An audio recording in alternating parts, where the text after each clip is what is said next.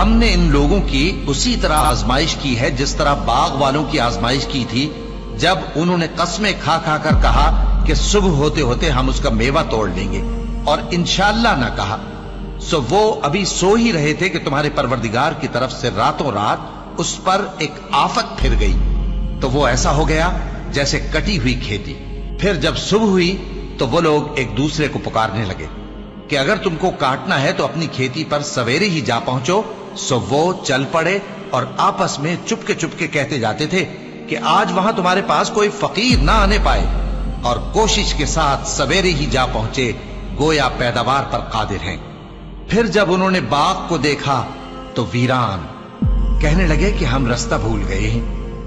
نہیں بلکہ ہم بے نصیب ہو گئے. ایک جو ان میں سمجھدار تھا بولا، کیا میں نے تم سے نہیں کہا تھا کہ تم تسبیح کیوں نہیں کرتے؟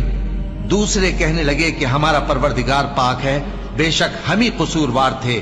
پھر لگے ایک دوسرے کی طرف رخ کر کے ملامت کرنے، کہنے لگے ہائے شامت، ہم ہی حد سے بڑھ گئے تھے. امید ہے کہ ہمارا پروردگار اس کے بدلے میں ہمیں اس سے بہتر باغ عنایت کرے.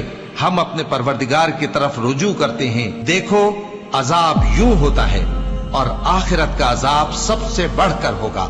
کاش یہ لوگ جانتے ہوتے.